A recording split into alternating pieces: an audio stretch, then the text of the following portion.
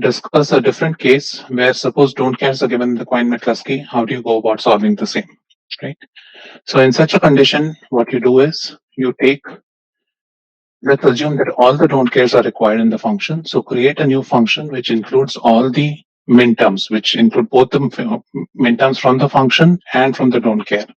So I can define this new function g as a combination of all the minterms included in all the. So what we're basically saying is we'll include all the minterms, and then once we minimize the function, we can throw out those terms which are not needed to implement the function. Okay. Once you've done that, then you form the QM table, the prime implicant table. So now I'm going to do this quickly. So you form the number of ones. We'll just write the decimal equivalent because that is your minterm, right? So let's break it down. So number of ones is a 0. The only minterm involved is a 0. Next section is when the number of minterms is a 1. In that case, we have to look for powers of 2, and the only powers of 2 included in function g are 2 and 8. So 2 and 8 are the two numbers that form into the group of 1. Similarly, if I want 2 ones, I need to look for even numbers or odd numbers, which can be expressed as a form 2 power n plus 1, right? So I'm going to see 3, I'm going to see 5, I'm going to see 6, 9, and 12.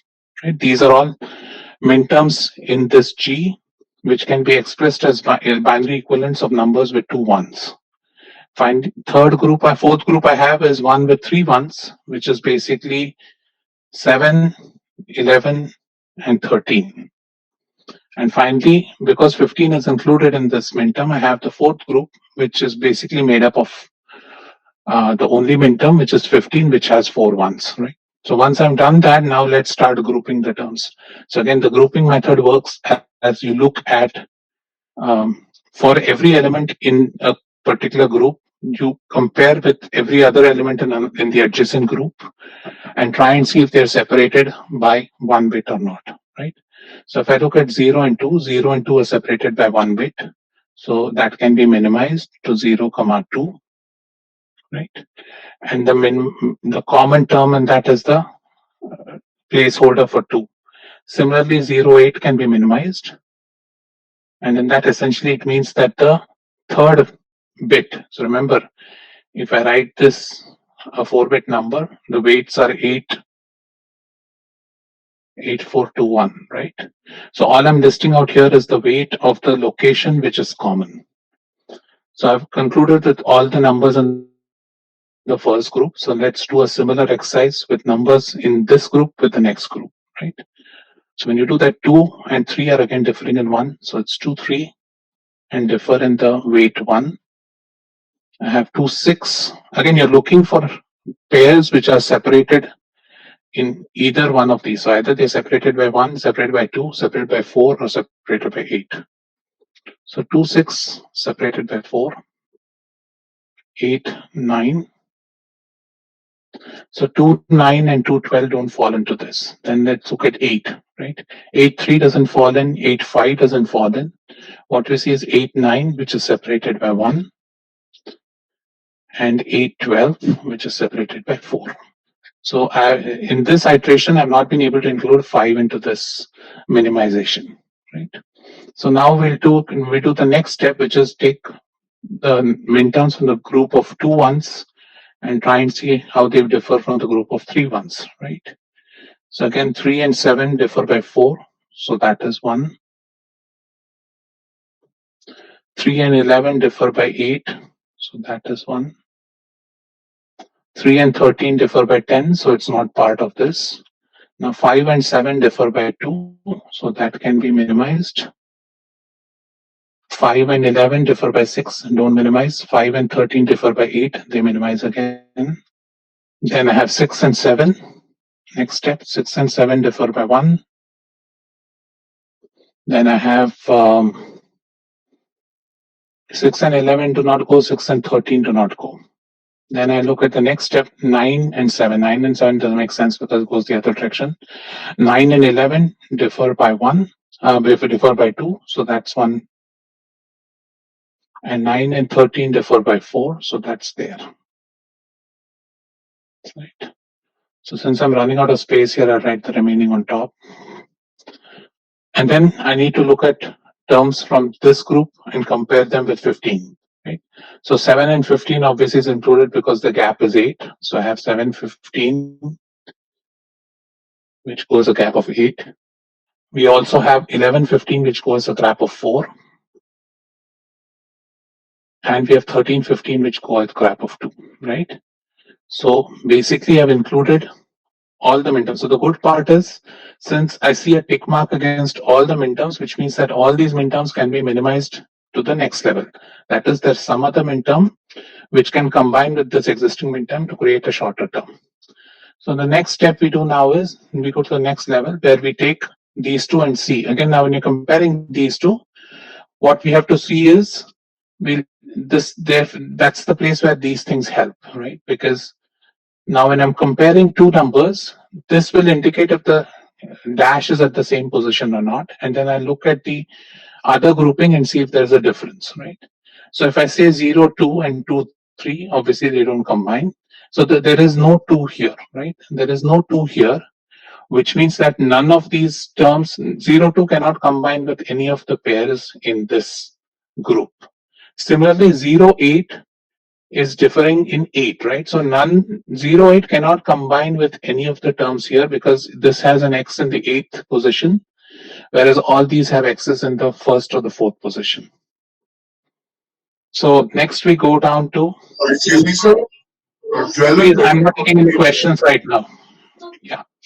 Next we go to groups. We go between these two groups. So you go between 2, 3 has a gap of 1. The only one which has a gap of 1 here is 6, 7. So you go 2, 3, 6, 7. Right. So 2, 3 and 6, 7 will combine, and they're going to have a, right, because 2 and 4, 3 and 7 have a gap at 4. So this basically means that 2, 3, 6, 7 combine into a term which has 2 literals and 2 gaps at 1 and 4. There is no other term here because the only one is here. So now let's look at the next step, which is 2 and 6. So 2 and 6 here can go with 3, 7 here, which give us the same term, right? So 2, 6, 3, 7, and this is 4, 1, right? The other 4 I have in this is 9 and 13, right? But 2, 6 and 9 and 13 will not go together because the gap between them is essentially not a multiple of 2. So these are the only combinations I get with 2, 6. Now let's look at 8 and 9. 8 and 9 is differing in 1 here. So the only other one term I have here is 6 and 7, right? But again, 6 and 7, did I make a mistake? Just a second. I missed one more term here. It's the 12, 13 term. I'm sorry. There's a 12, 13 term here, right? So if I go back to 2 and 3 and 12 and 13, 2, 3, 12, 13 don't go together. So if I start at 8, 9, 8, 9, the only other term I have is 6, 7. So 8, 9 and 6, 7 won't combine with each other. 8, 9, if I look at the other one, it's 12 and 13, right? So 8 and 9, 12 and 13 differ in 4. So 8, 9, 12, 13, right? It's 1, 4. So 8, 9, 12, 13, they've been included. Right? Now let's look at, there's no other 1 here. So now let's look at the 4th term here, which is 8, 12, and compare with all the 4 terms here. 8, 12 and 3, 7 will not go together. 8, 12 and 9, 13 will go together. It's the same term as, right? So you essentially get 8, 12, 9, 13, and this goes as 4, 1, right? So and then there's no other 4 term here. So which means that I've counted all the terms in this second grouping, right? So now I do the next step is basically look at these terms and the 4th group here. So let's do with 3, 7, which has a gap in 4. The only other one here is 11 and 15. So 3, 7, 11, 15 have a gap of 8. So I can go 3, 7, 11, 15. And that's a gap of 4, 8, right? So I've counted 3, 7 and 11 and 15. Let's look at 3, 11. 3, 11 is a gap of 8. It combines with 7, 15 of a gap of 8, giving you the same midterm. So 3, 11, 7, 15. right? And that gives you a gap of 8,4. Let's look at 5,7 now. 5,7 has a gap of 2. The only term here which has a gap of 2 is 13, 15. 5,7, 13, 15 go as 8, 2,8, right? So I can give the next grouping as 5, 7, 13, 15, which go as 2,8, right? The next step I need to look at, so there's no other two terms, so that's easy. So next step I look at 513 will combine with 8, right? So let's look at 513 will combine at, the other term is 715. So 513 and 715 will combine in the second term. So 5, 13, 7, 15 combine as 8, 2, right? The next you want to look at is, again, there's no other 8 terms. So 513 is done. 6, 7 is 1. There is no 1 term in the next group. So we don't have to worry about 6, 7. 9, 11, right? 9, 11 has a gap of 2. 13, 15 has a gap of 2. 9, 11, 13, 15 go as 2, 4. So 9, 11, 13, 15 will go as 2, 4. There's no other 2 term in this. So let's look at 913. 913 has a gap of 4. 913, the gap of 4 will combine with 1315 to give 4, 2. So this goes as 913. 913 is 4, so 1115. Right? So again, what we've seen here is that we've included all the minterms in this. The only remaining minterms are these two. So we know that this is going to be a prime implicant, this is going to be a prime implicant. We don't know if it's EPI or not. That has to be done after the prime implicant table.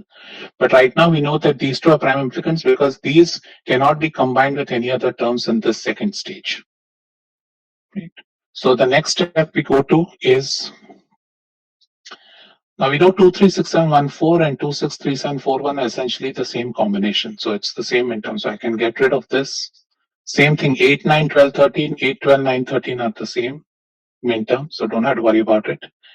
Similarly, 3, 7, 11, 15, 3, 11, 7, 15 are the same. So same logic applies. So what I get is these are the two prime implicants. Then this is one prime implicant. This is another prime implicant. Third prime implicant. And fourth and fifth, right? So I have 7 prime implicants in this function, right? One is 0, 2, 0, 8. So these are 3 variable or 3 literal prime function prime implicants, and these are all 2 variable prime implicants, right? So doing this method, I have calculated all the prime implicants that are possible if I include all the don't care conditions in my expression. So now what we have to do is create what is the prime implicant table, right? So let's list out what the prime implicants were. So the prime implicants were 0, 2 in 2. I had 0, 8 in 8. I also had the 5, 2, 2 variable prime implicants, which is 2, 3, 6, 7.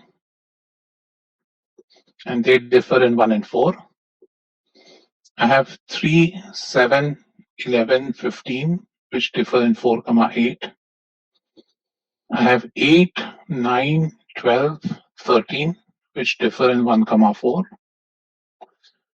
I have 5, 7, 13, 15,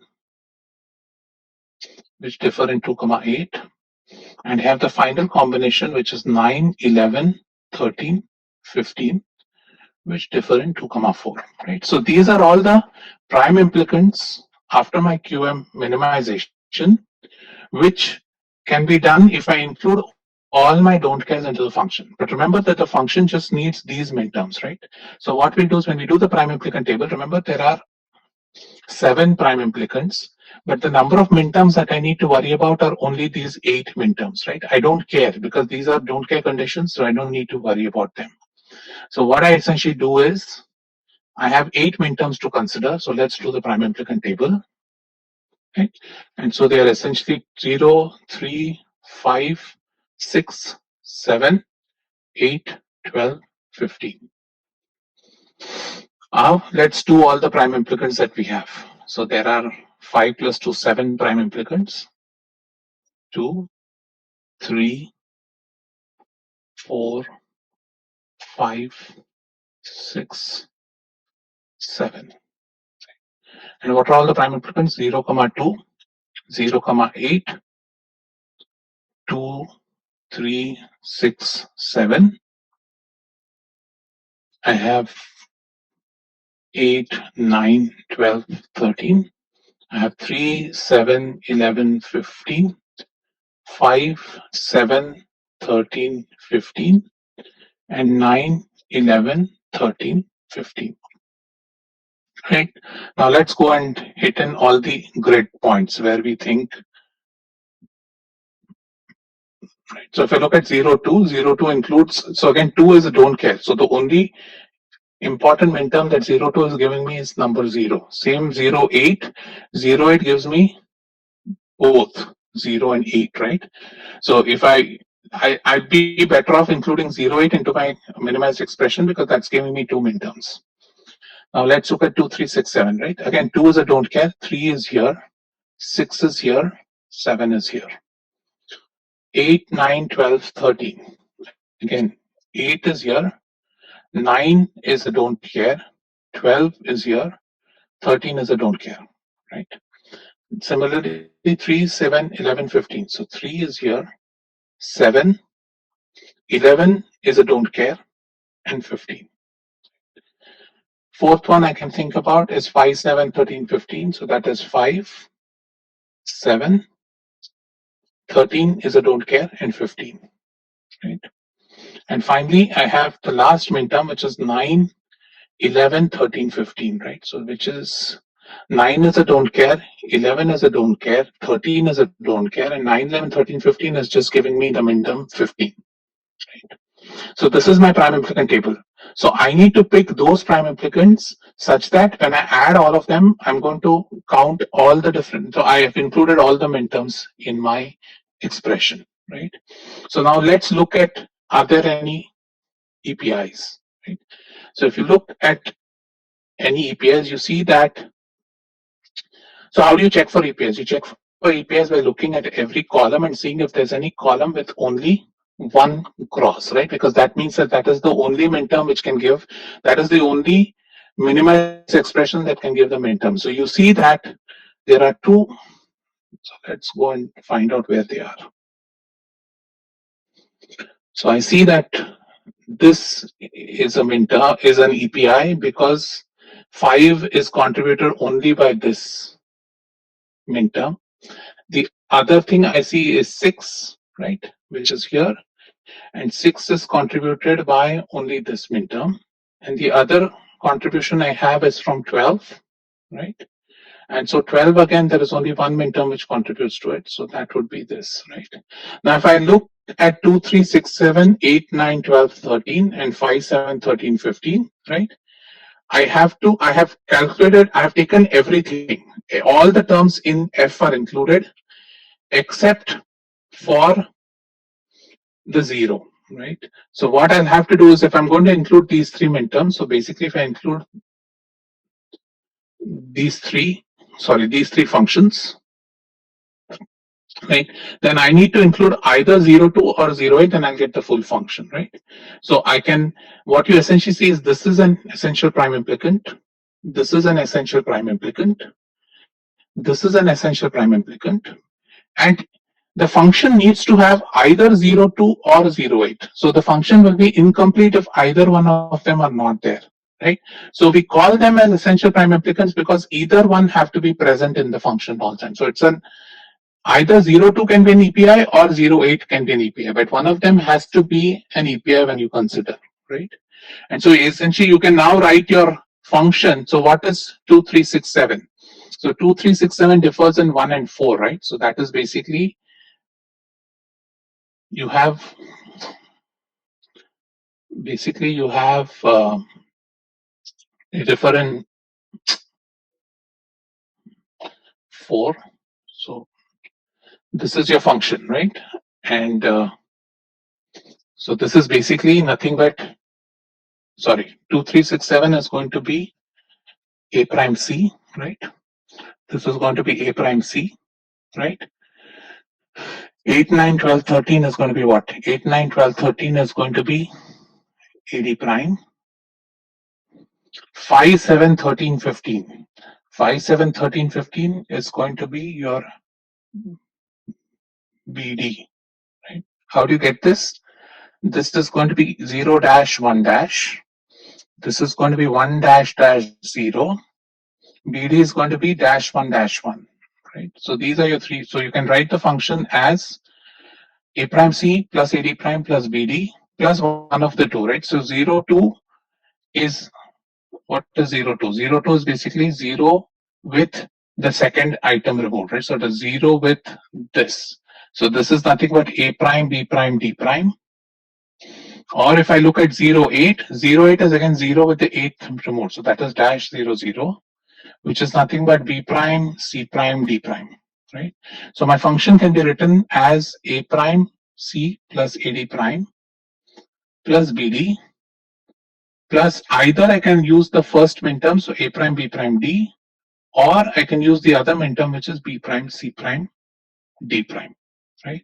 So the function can be expressed in either this expression or this expression. So these three continue to remain EPIs, and you pick either 02 or 08 as another PI to complete the function. Did I have anything else? Okay. So with that, I've completed QM. You can go and try to do some of the K-map questions in the tutorial.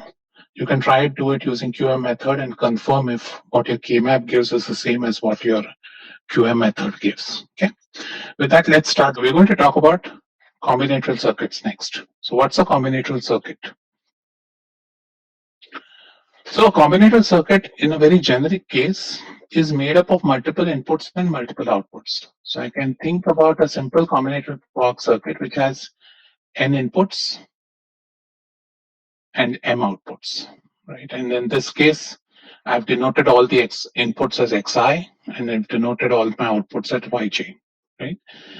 And so when you say a combinatorial circuit, it's not necessary. So far, we've been looking at Boolean functions, right? Boolean functions basically have one function, so it's one output which is made up of multiple inputs. So here, in a generic case, you're going to build a circuit which may have multiple outputs, and you'll have to find the most optimum way to design the circuit using all the inputs given to you, right?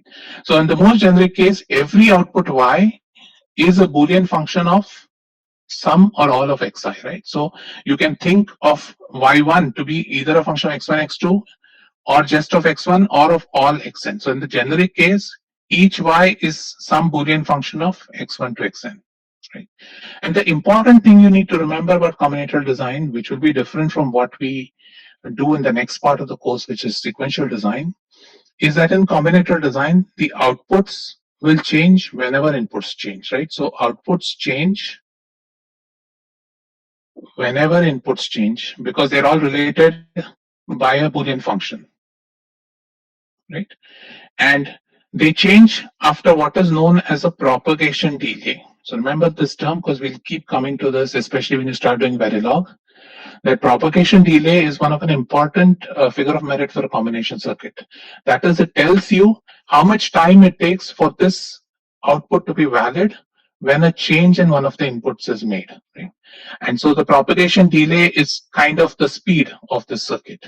And this happens to be because of the fact that all gates, so in so far we have looked at gates being essentially instantaneous um, circuit blocks. But in reality, these gates are going to have delays associated with them. So we'll talk about gate delays. And so when you want to calculate the propagation delay, you have to talk about the propagation delay of the entire path. Okay. So one key difference between this and a sequential circuit, which we'll discuss in next class, in the next half of the course, is that there is no feedback. That is, at no point do any of the outputs figure in as inputs again, right? So it's always a single direction function, if you will. That is, you have inputs, you have outputs, they're independent of each other, they're independent in time at each other, and the outputs are a pure function of only the inputs, right? So like, for example, in the Boolean expression for y1, you're never going to see any other y's in that. You're only going to see x's in that expression. So what is the general procedure? And this is because these are the kind of questions you're going to see in the lab henceforth or in the class henceforth. So basically, let's quickly think about what is the generic way to design a combinatorial circuit. So normally what you'd be given, so remember, whenever you think about a combinatorial circuit, it's made up of lots of inputs and outputs. So remember that it needn't necessarily have one output, it can have 5 different outputs. And the skill of the designer goes in understanding how to share common paths. So you'll normally be given a word question. So first thing is, if you're not given that, if you're given a generic situation, first try and express every output in terms of what are all the inputs it's connected to, right? So what helps is generally to express the output in words first. Okay, what changes, what causes the change in this output? What are all the inputs that cause the change in the output?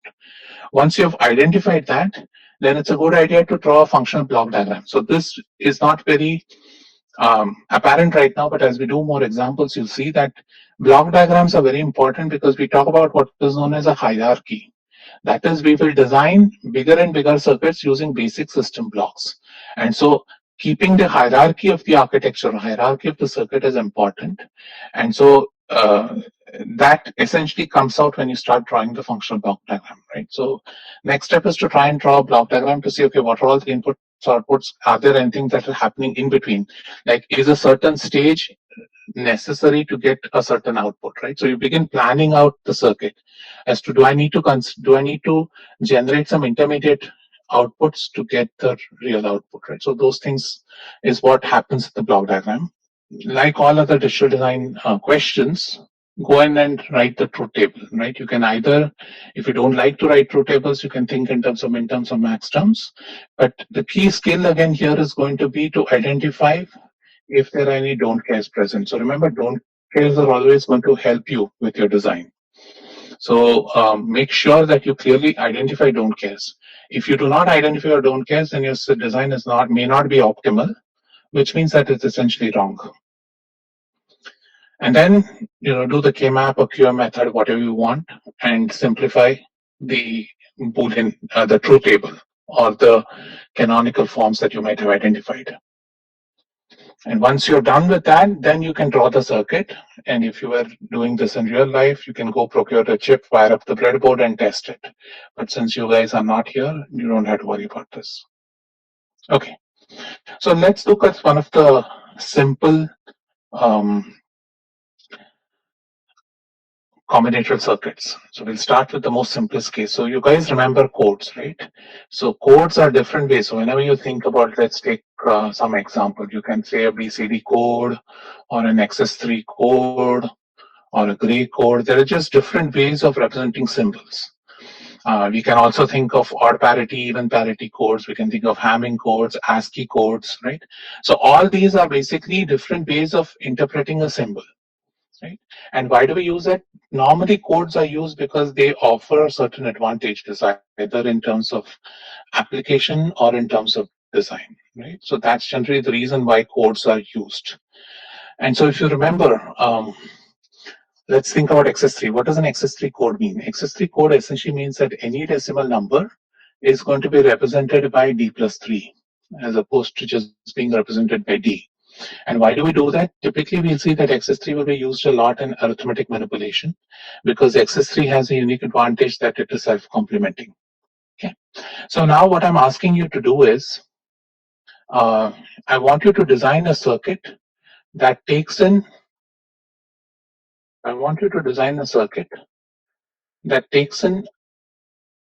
a BCD to an Excess-3 converter. So I want you to design this circuit, right? So this is what is given to you, that design a circuit which takes in a BCD number and gives out the Excess-3 equivalent of that number, right? And so if you think about the block diagram, how does the block diagram look? So the BCD is a 4-bit number, right? So I can treat that my input is 4 bits, some input A, right? And my output again is going to be 4 bits, and it is going to be the Excess-3 equivalent of the number coming in. Right? So let's call these numbers as B3, B2, B1, B0. Right? So this is your, say, BCD input. And let's say your Excess-3 output is E3, E2, E1, E0. So what you want to, so if I draw this in the most basic case, this is what the BCD to Excess-3 looks like, is that, so again, normal convention is we do with LSB co-op to MSB. So these are my 4 inputs and those are my 4 outputs. So this is a combinatorial circuit that takes in 4 inputs and gives out 4 outputs. So let's quickly draw the truth table for this circuit. How do you draw the truth table for circuit? Remember, this is a BCD, this is a converting a decimal to Excess-3 code, which means that we know that we need 4 bits at the input. Now 4 bits at the input, because it's a decimal, we don't need to worry about 10 to 16, right? So essentially my 10 to 16 are don't care conditions here. So if I draw the truth table for this, I can index it so that it will be easier to get me my minterms later. So again, I go 0, 1, 2, 3, 4, 5, 6, 7, 8, 9, right? So my input numbers are 0, 1, 2, 3, 4, 5, 6, 7, 8, and 9. Right. So I know that the Excess-3 code for 0 is going to be +3. So the Excess-3 code is going to be 1, 1. Again, so you continue this. 1 is going to be 4. 2 is going to be 5, 6, 7, 8, 9, 10, 11, and 12. Right? And again, you see that this is a self-complementary code. So 0 and 9 are complements of each other. So now what we want to do is basically want to find, so this is your truth table, right? So it is telling you that the outputs are E3, E2, E1, E0, and these are all my inputs. So basically now I want to find E3, E2, E1, E0. I want to find the Boolean expressions for these in terms of the input variables, right? So that's essentially what I want to do. So we can quickly write my B3, my E3 to be sigma of M of 5 to 9, right? 1, 2, 3, 4, 5. So sigma M 5, 6, 7, 8, 9 plus don't care of 10 to 16, right? 10 to 15, sorry. Similarly, my E2 can be written as sigma of E2 is 1 when things are 1, 2, 3, 4, and 9, right? Plus the don't care of 10 to 15. Similarly, E1 can be written as it is sigma of M of 0, 1, 2 are 0, 3, 4, 5, 6 are 0, 7, 8, and 9 are 0, plus don't care of 10 to 15. And similarly, E0 can be written as sigma of, it goes just whenever B, it goes as a flip version of B0. So it goes as 0, 2, 4, 6, 8, and I don't care of 10 to 15, right?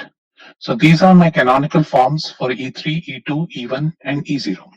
So all I have to do next is do the K-map. So let's quickly do the K-map for the converter. So let's look at E0, for example. Right, so B3, B2, these are my MSBs, B1, B0, right? So E0, if you go back to your expression, it goes as 0, 2, right? 4, 6, 8, and then 9 is not there, and all these are don't cares. So if I want to find the largest, again, it's 4 variables, so 16 minterms. There's no group of 16, so 8 is the next grouping, and this is my largest box, right? And that box is nothing but B3, B2 don't exist. B1, B0, if you look at this, B1 will cancel. So your E0 is nothing but B0 bar, right? So this is your expression for E0. Similarly, I can do the expression for E1 as B3, B2, B1, B0, right? And if you look at E1, E1 goes as 0. 1 is not a 0 is 1 is not 1 is a 0, 2 is a 0, 3 is a 1, again 4, 5 is not there, 7 is there, and then I have 8 here, right? So this is my expression for E1, and these are all my don't cares.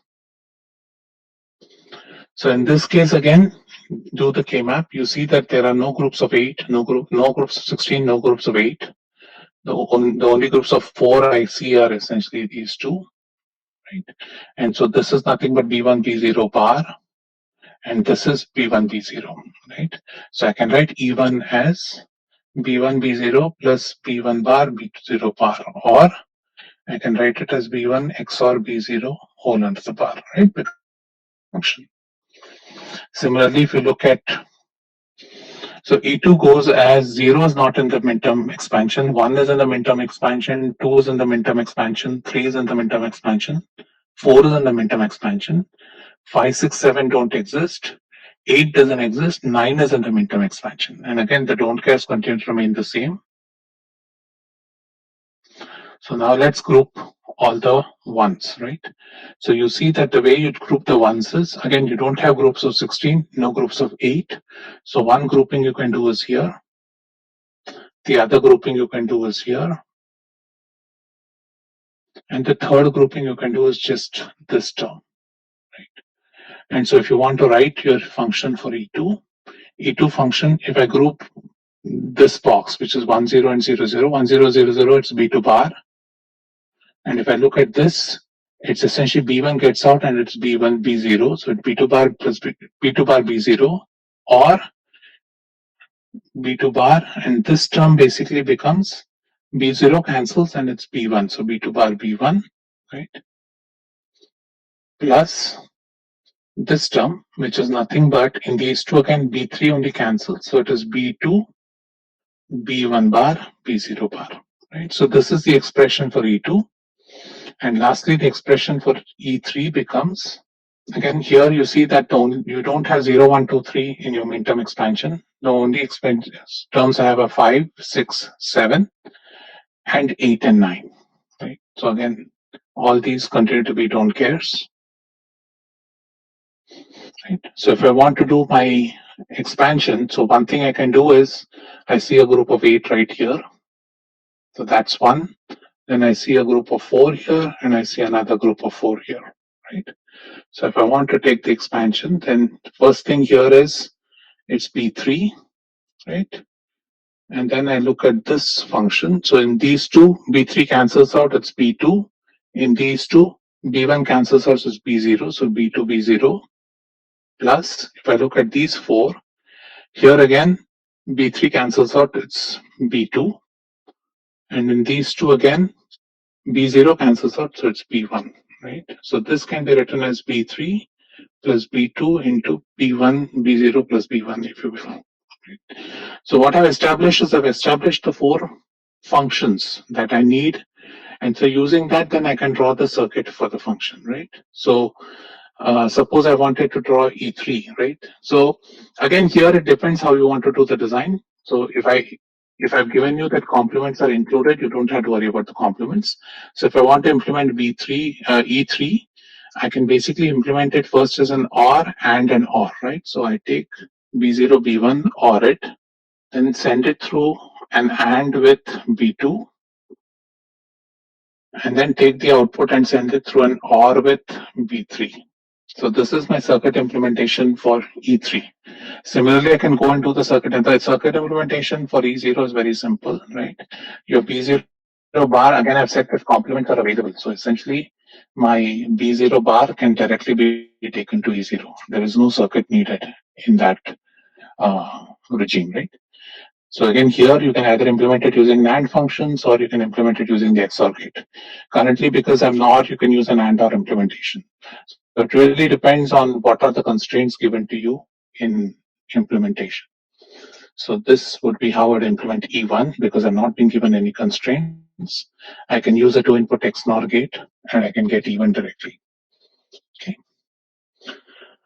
So again, remember these are the, so again, this is the generic way you do this, obviously you can think of different ways. Some of you did that in the tute yesterday where I gave you the tank problem. So that is one way in which the problem can be worded. Or it can be worded using code converters, adders. So we now start doing arithmetic circuits in the next class, where basically we'll discuss how we're going to add to numbers, subtract to numbers, multiply, divide. So again, all those are going to happen at the circuit level. So we're going to use circuits.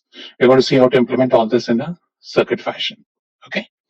All right. So with that, thank you for your attention, and I'm going to close the lecture.